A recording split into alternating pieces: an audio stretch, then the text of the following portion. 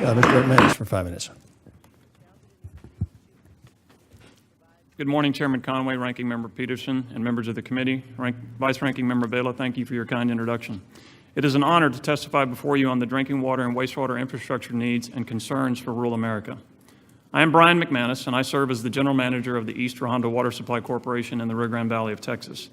In 1979, East Rohondo began construction of its potable water system with our first USDA Farmers Home Administration loan of $1,100,800 to serve 975 customers. These customers were farmers, ranchers, rural, and colonia residents who were utilizing a mix of contaminated and non-potable water sources. The enormous cost to start a water system over such vast rural areas was not a possibility without the grants, low-interest loans, and 40-year terms that USDA funding made possible. The dollar value of the current infrastructure needs for water and wastewater in rural America can be tied directly to the current USDA rural water application backlog of $2.5 billion for almost 1,000 pending applications. East Rohondo currently has an application pending for approximately $4.5 million for a new 1 million gallon elevated water storage tank.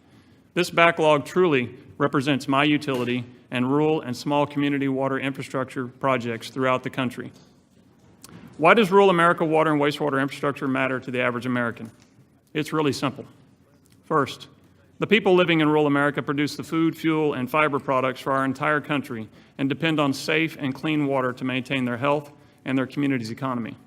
Second, all American citizens depend on safe drinking water in rural America for the safety of their food supply, as it takes clean, potable water to wash and process the fruits, vegetables, and meats at packaging facilities in rural America.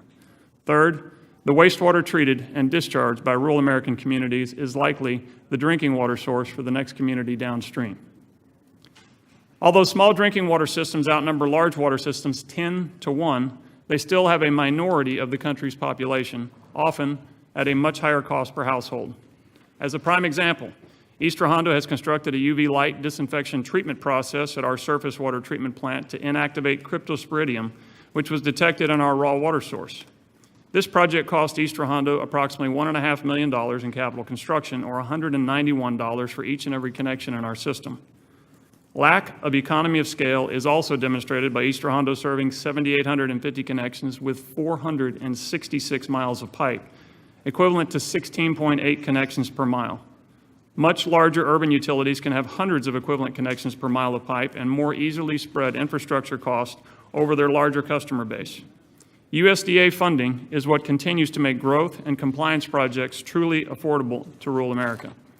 In 2017, there are still rural communities in the country that do not have access to safe drinking water or sanitation due to the lack of population density or lack of funding. My associate, Finley Barnett, General Manager of SUN Water Supply Corporation in Merkel, Texas, is seeking USDA funding for the expansion of his system to serve 300 rural residents whose wells have gone dry. My entire rural neighborhood hauled bottled drinking water to our homes due to private wells with salty groundwater until 2009, when East Rohondo laid a new pipeline on our rural road. My next farm over neighbors, Richard and Cheryl Johnson, were ecstatic to have safe potable water from East Rohondo, as they had both been previously hospitalized due to fecal contamination of their private well from their septic system.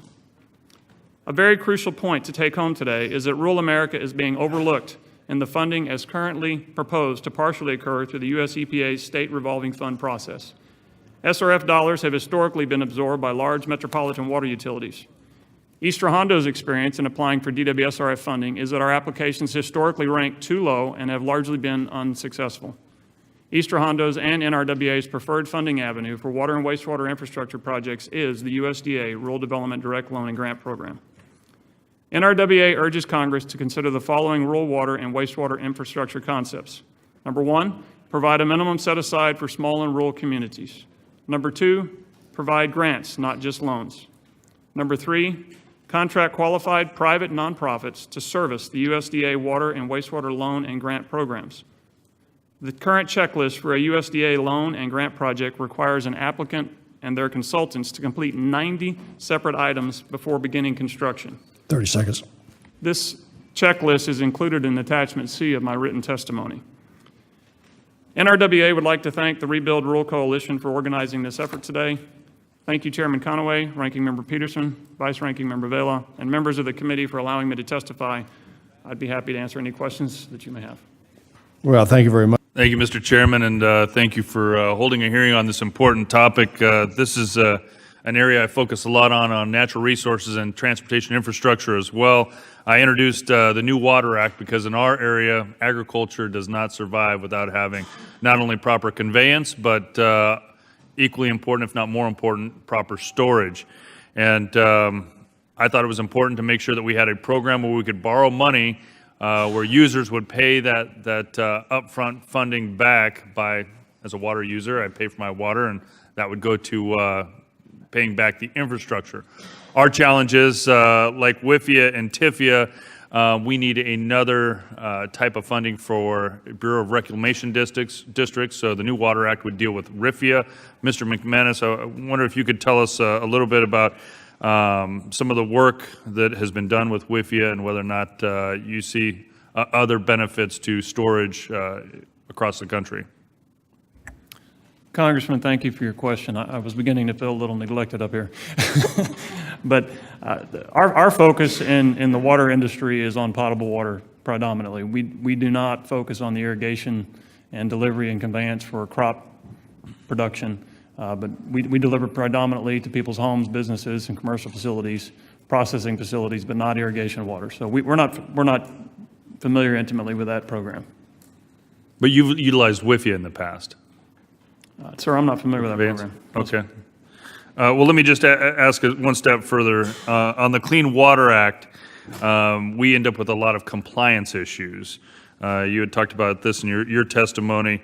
What I've heard from some water users is that the compliance issue oftentimes is a hindrance to putting new projects in place because they're concerned about whether or not, as they've implemented new projects, whether or not they can actually achieve the compliance and end up facing penalties that they would not have faced previously. Yes, sir. The example I gave in my testimony, the UV disinfection system, we sampled our raw water the first time in 2010, and when our samples came up positive for the cryptosporidium, we had to start a process of implementation to get this infrastructure built to have a treatment technique that would deal with these log removals that the EPA requires. I think my concern with the regulation itself is no matter how the results on our raw water turn out again in the future, if the cryptosporidium is no longer there, the EPA still mandates that I provide the treatment continuously whether or not the cryptosporidium is even present anymore. So a lot of the regulations that we deal with don't necessarily have a real-world practical application. The other side of this story is we've been treating the same raw water from the Rio Grande River in our treatment facility with conventional coagulation, sedimentation, and filtration for 30 years, have never had a waterborne disease illness outbreak, and now that we've started testing for cryptosporidium, I have to add an additional $1.5 million of infrastructure to treat an organism that we haven't really had an issue with. So do the regulations always make sense? No, sir, I can't say that they do on the investment that we have to make in that regard. I think EPA is always going to side on the error of safety when it comes to public health, and their drive on this whole issue on the cryptosporidium goes back to Milwaukee when you had a massive release of manure into the receiving stream or the raw water source for the city of Milwaukee, and they had a massive waterborne disease outbreak. We're not looking at the same circumstances by any means, but we're still having to comply with those strict issues. And I'll give you another example of the EPA. My time is short. I got one more question, but I do agree that we've seen a lot of projects that have been hindered just because of the compliance and the fees associated with it. Can we just back Mr. Mr. Thompson, 5 minutes. False start. Mr. Thompson, 5 minutes. Thank you, Chairman. And thanks for this important hearing as well, looking at the state of infrastructure in rural America. Mr. McManus, I've got a close working relationship with the Pennsylvania Rural Water Association. I appreciate what you all do at the state level, and certainly our National Rural Waters Association. I mean, we tend to hear a lot when we talk, especially potable water. We kind of hear about some cities that have had some issues, but I know when some of my townships and boroughs are replacing water lines, we're still finding some wooden water lines. And so my question for you is, you recommended allowing not-for-profit organizations to take over some of the non-inherently governmental activities and functions of USDA. What activities are you talking about, and how would this suggestion improve the ability of systems like yours to build infrastructure and serve our ratepayers? I've been doing USDA rural development loan and grant applications for 17 years at East Rohondo. And I can tell you the most difficult part is the bureaucracy of the waiting process of the back and forth between the funding agency and the entity. And what we're proposing is that nonprofits would be able to do the loan processing and servicing functions that is difficult, in particular for small communities, to follow the process. And I mentioned in my testimony, attachment C, the 90 points that the individual systems have to do on the checklist. I think it's greatly beneficial if you had an individual whose sole function in life was to help the system and the USDA employees that are processing the loans to get a complete package from the applicant initially up front, and then to push that through with the USDA employees. That's the exact type of assistance we're talking about. Hands-on, checking the list off with the customer, the applicant, and then helping the USDA employee verify their end of it as well. Very good, thank you. Well, on the theme of bureaucracy, I had and how that impacts on infrastructure. I had the opportunity to go to the White House last week for a luncheon, small luncheon, and bipartisan, but it was on infrastructure. Really pleased to hear the White House, the president's committed to make sure that there's some type of rural title within that, which is outstanding. I know Secretary Perdue's doing a lot of work with that. It was interesting to me that the numbers were, the federal government owns, I guess, if you want to put it that way, about 8% of infrastructure. We fund 12 to 14% of it, but we permit 100% of infrastructure. And the countries like Australia, which is pretty green actually in their infrastructure, is my understanding, they've reduced their permitting time down to 18 months at considerable economic activity that it's increased. Our average for this country is 10 years, not a year and a half. And so my question, just a broad question, when it comes to infrastructure in rural America, and Ms. Otwell already outlined some strategies on how to do this without really cutting any, without compromising the environment. How important is this in terms of infrastructure in rural America? What would it mean for you or your members if we were able to get the permitting streamlined, get it closer to Australia versus our current 10 years? I'll just throw that open to whoever would like to respond.